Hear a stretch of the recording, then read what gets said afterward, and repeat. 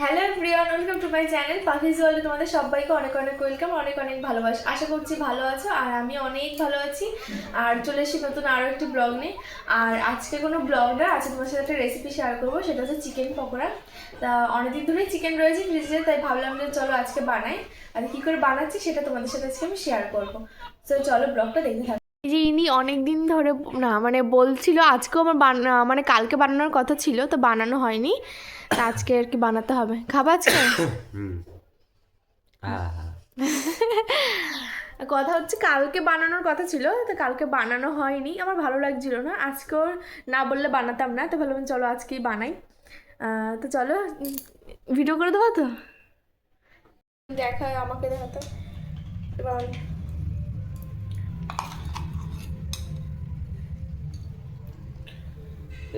ওই সেটটা হয়তো এবার আমাদের পুরো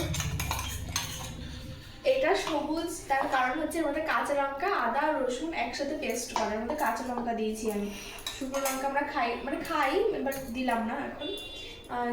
তো দেখো মাংসের মধ্যে আমি নুন, হলুদ আর আদা রসুন কাঁচা লঙ্কা যে পেস্টটা করে রেখেছিলাম সেটা দিয়েছি, আর এখানে 1.5 চামচের মতন টক দই দিয়েছি।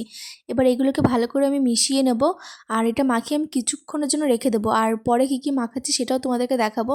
তো চলো ব্লগটা দেখতে থাকো। এবার একটু কাঁচা লঙ্কা বা শুকনো লঙ্কার গুঁড়ো দিলে ভালো হতো, সেটা আমি আনতে মনে নেই, এখন কি নিয়ে আসতে হবে। আমার দিকে ক্যামেরাটা ঘোরাও।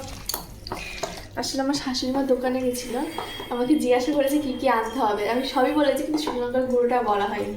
তাই জন্য আমি থাক আমি যাবো আনতে, তারপরে বলতে হবে না, তাই না? কারণ তার আবার যেতে হবে, আমার বাড়ির পাশেই দোকান, কারণ আমিই যাবো।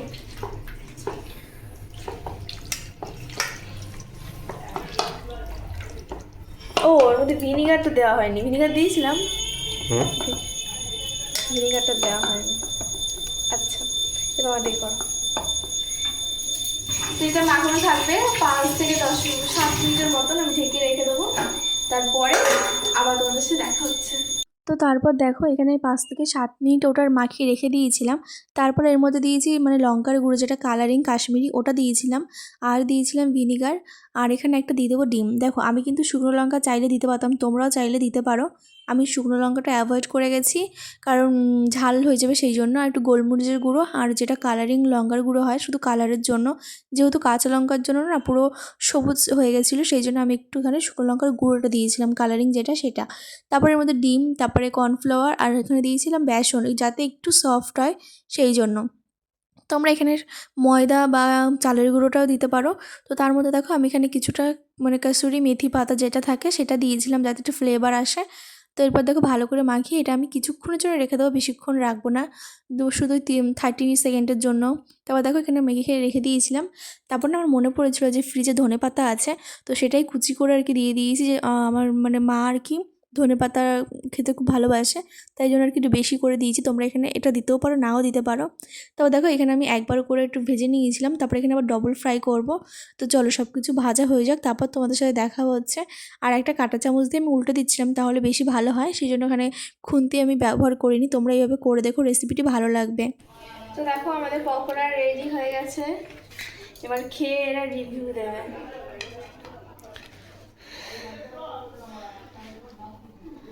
আর তোমাদের দাদাভাইও খেয়ে ভালো বললো, আর ওর ভালো হলে না ও ভালোই বলে, খারাপ হলে খারাপ বলে দেয়, মানে বলে যে এটা কম। তো আজকে বলেছে না ভালোই হয়েছে সব কিছু। এবার আমি খেয়ে দেখবো কেমন হয়েছে। আমারটা তো আমি ভালো বলবোই, খারাপ হলে ভালো।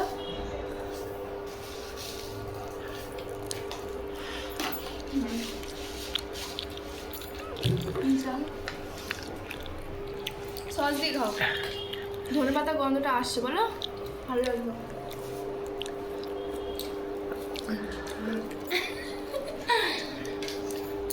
তোমরা তো দেখলেই যে পকোড়া খেয়ে দুজনে কি বললো, দুজনেই বলেছে খুব ভালো হয়েছে, আর আমিও বলছি খুব ভালো হয়েছিল, নিজে বানিয়েছি বলে বলছি না একদমই।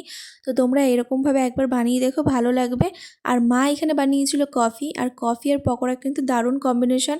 আর সন্ধ্যেটা আমাদের এইভাবেই কেটেছে, চা আর মানে সরি কফি আর পকোড়া খেয়ে খুবই ভালো লেগেছে। তো আজকের এই ব্লগটা কেমন লাগলো সেটা কিন্তু আমাকে কমেন্টে জানিও। আর তোমরা নেক্সট ভিডিও কী দেখতে চাও সেটাও কমেন্টে বলো। আর যারা নতুন দেখছো প্লিজ চ্যানেলটি সাবস্ক্রাইব করে দিও। দেখা হচ্ছে অন্য কোনো ব্লগে। টাটা।